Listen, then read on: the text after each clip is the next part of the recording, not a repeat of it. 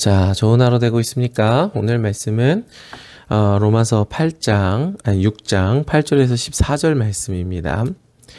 자, 오늘 말씀 한번 보도록 합시다. 8절이에요. 만일 우리가 그리스도와 함께 죽었으면 또한 그와 함께 살 줄로 믿노니 이는 그리스도께서 죽은 자 가운데서 살아나셨음에 다시 죽지 아니하시고 사망이 다시 그를 주장하지 못할 줄 알미로다. 오늘 말씀에서는 이 예수님의 죽음, 그리스도와 함께 죽음에 대한 이야기를 이제 하고 계시는 거예요.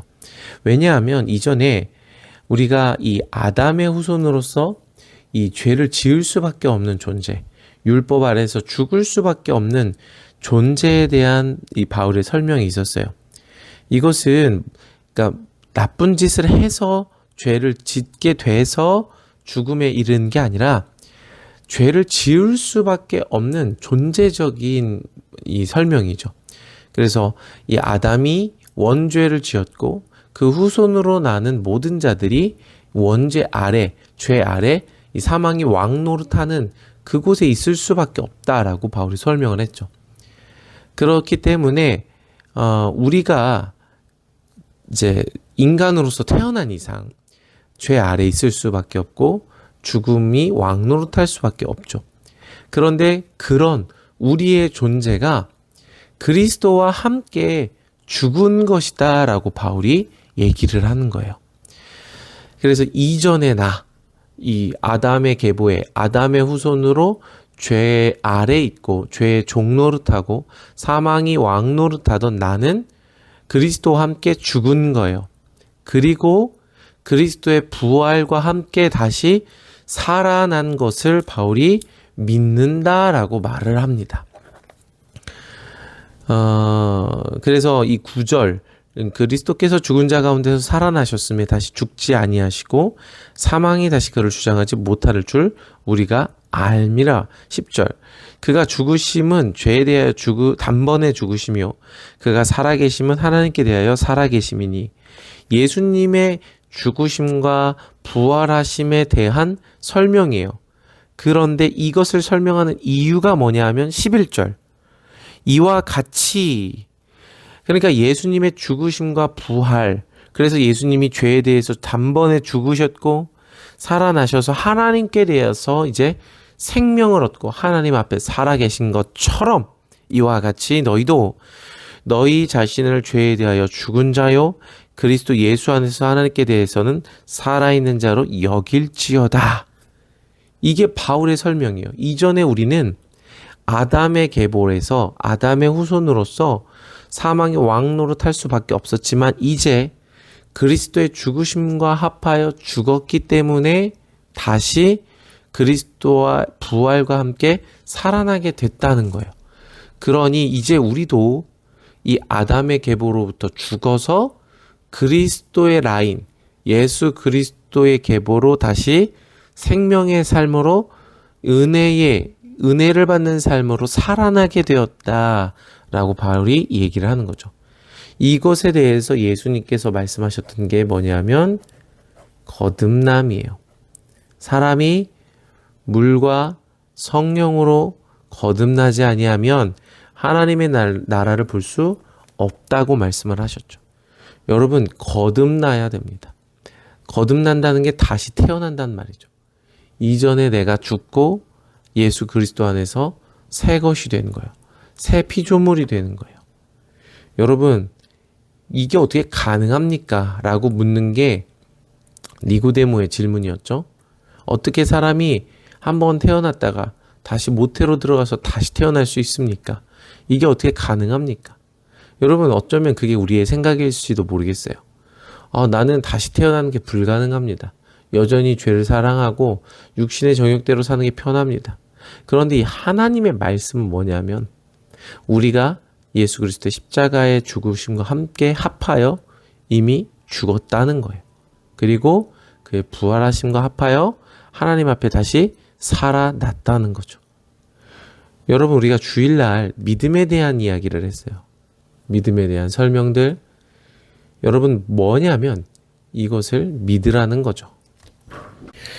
8절부터 11절까지는 이 하나님께서 우리에게 해주신 놀라운 일들에 대한 이야기예요. 그러니까 이게 하나님이 우리에게 주신 약속이기 때문에 우리에게 예수 그리스도를 통하여 이미 이루어 주신 하나님의 언약, 말씀이기 때문에 이 사실을 믿음으로 받아들이라. 그것을 우리의 본질에, 우리의 무의식에, 우리의 세계관으로 이것을 받아들이라 라고 바울이 말씀하고 계시는 거예요. 그러니까 이미 너희는 예수 그리스도께서 십자가의 죽으심과 부활하심과 합하여 함께 죽고 함께 살아서 하나님 앞에 생명을 얻은 자가 됐다라고 말씀을 하신 거죠. 이걸 사실로 믿으라는 거예요. 마치 아브라함이 아이를 낳을 수 없는 현실 속에서 하나님이 내가 너에게 하늘의 별과 같이 바다의 모래와 같은 후손을 주고 너로 복의 근원이 되게 하고 너와 너의 후손에게 이 모든 땅을 유업으로 주겠다라고 약속하신 말씀을 주신 것을 아브라함이 이룰 수 없는 중에, 바랄 수 없는 중에 바라고 믿었던 것처럼 우리도 8절과 10절을 바라고 믿으라는 얘기를 하는 거예요.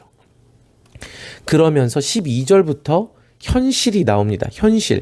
그렇기 때문에 8절과 9절과 10절과 11절, 다시 말해서 11절, 이와 같이 너희도 너희 자신을 죄에 대하여 죽은 자요 그리스도 예수 안에서 하나님께 대하여 살아있는 자로 여기는 자들은 12절과 같이 살아라 라는 거예요. 12절 봅시다. 그러므로 너희는 죄가 너희 죽을 몸을 지배하지 못하게 하여 몸의 사욕에 순종하지 말고. 무슨 얘기냐면 여전히 우리가 이렇게 믿었지만 예수 그리스도의 그 공로로 이런 일이 이루어졌고 이런 언약과 말씀이 있지만 우리의 현실은 여전히 육신의 소욕, 문자에 갇히는 것, 죄의 본성이 우리에게 있다라는 거예요. 그것이 있으니까 완전히 죽지 않는 현실이 있으니까 너희 죽을 몸을 지배하지 못하게 하고 몸의 사욕에 순종하지 말아라 라는 거죠. 믿음 8절부터 11절까지의 말씀을 믿음으로 몸의 사욕에 순종하지 말아라 라는 거예요. 그리고 13절 또한 너희 지체를 불의의 무기로 죄에게 내주지 말고 오직 너희 자신을 죽은 자 가운데서 다시 살아난 자같이 하나님께 드리며 너희 지체를 의의 무기로 하나님께 드리라. 이게 우리가 해야 될 일이라는 거예요. 그래서 이전에 5장이죠. 5장에 이 바울이 얘기한 이 환난 중에 인내함 가운데 연단을 받아서 소망을 이루는 과정. 그게 13장이에요. 너희 지체를 불의의 무기로 죄에게 내주지 말라는 거예요. 왜? 이미 우리가 그리스도와 함께 죽었기 때문에 그걸 믿기 때문에. 그래서 너희 자신을 죽은 자 가운데서 다시 살아난 자 같이 그 말씀을 믿음으로 하나님께 드리라는 거예요. 너희 지체를 의의 무기, 하나님이 사용하실 만한 의의 도구로서 하나님께 드리라는 거죠. 14절 죄가 너희를 주장하지 못하리니 이는 너희가 법 아래 있지 아니하고 은혜 아래 있음이라. 여러분, 현실은 죄가 우리를 주장하는 것 같아요. 현실은 오늘도 죄가 나를 얽매이고 나를 사로잡아 가는 것 같아요. 그런데 믿음의 영역으로 우리가 이미 그리스도와 함께 십자가에 달려 세례받음으로 죽었으니 죄가 더 이상 우리를 주장하지 못한다라는 거예요. 그걸 너의 인식으로 받아들이고 너희가 법 아래 있지 않고 은혜 아래 있음으로 그 은혜로 살아가라. 너희 지체를 의의 무기로 하나님께 드리라 라는 거죠. 여러분, 이게 믿음입니다. 이게 우리의 싸움이고 이게 우리의 환난이에요. 그래서 로마서 6장 그리고 7장에 가면 조금 더 바울이 이 믿음과 현실의 갭, 바울이 겪고 있는 이 믿음과 현실 사이에서 하는 고민들에 대해서 분명히 이야기를 하게 돼요. 그러니까 우리가 주일날이 나누었던 믿음이 무엇인가에 대한 개념들을 잘 이해하고 계시면서 로마서를 읽어가시면 좋겠어요. 주일날 믿음은 단순히 그냥 생각, 그렇습니다, 말하는 것, 이런 수준이 아니라 하나님의 말씀을 나의 세계관, 나의 무의식의 영역으로 받아들이는 거예요. 그래서 뭐 담임 목사님의 간증을 예로 들기도 했고요. 뭐 지하에 있을 때 3명을 가지고 했을 때 빨간 벽돌을 이미 있는 것으로 받은 거죠. 히브리서 말씀처럼. 믿음은 바라는 것들의 실상이고 보이지 않는 것들의 증거라는 거예요. 그게 믿음이에요. 그리고 정주영 회장이 얘기하면서 뭐 조선소 없죠. 땅 사진만 들고 배팔로 다녀요. 땅 사진만 들고 우리가 이 땅에 조선소를 지어서 배를 만들어서 줄 테니까 당신이 먼저 배를 사시오. 이 얘기를 할 때마다 웃겨요. 웃음이 나와요. 말도 안 되는 얘기인데. 근데 정주영 회장의 마인드에는 뭐가 있냐면 이미 조선소가 있는 거예요. 그러니까 배를 팔러 다니는 거예요. 그랬더니 어떤 사람이 배를 샀어. 그래서 배를 산 그 영수증을 갖고 영국의 차관을 받아서 조선소를 지어. 그래서 배를 만들어서 그 사람한테 배를 줬어요. 이게 믿음의 영역입니다. 믿음의 사고방식이에요. 믿음이라는 거예요. 믿음.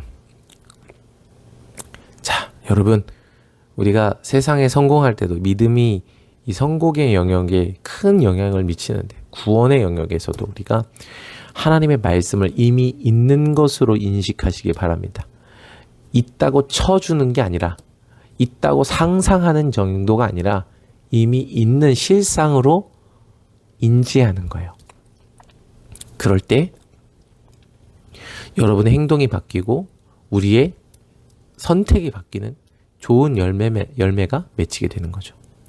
자, 오늘 하나님의 말씀을 믿음으로 이 여러분의 지체를 의의 무기로 하나님 앞에 드리시며 하나님을 기쁘시게 드리는 오늘 하루 되기를 바랍니다.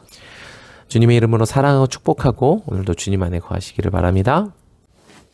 시민 여러분, 지금부터 제 동영 영상을 봐주셔서 감사합니다.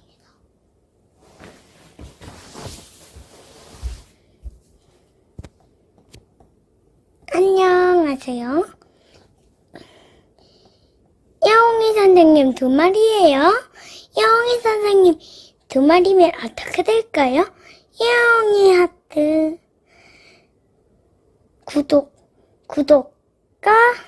구독과 좋아요를 눌러주 구독과 좋아요를 눌러주세요.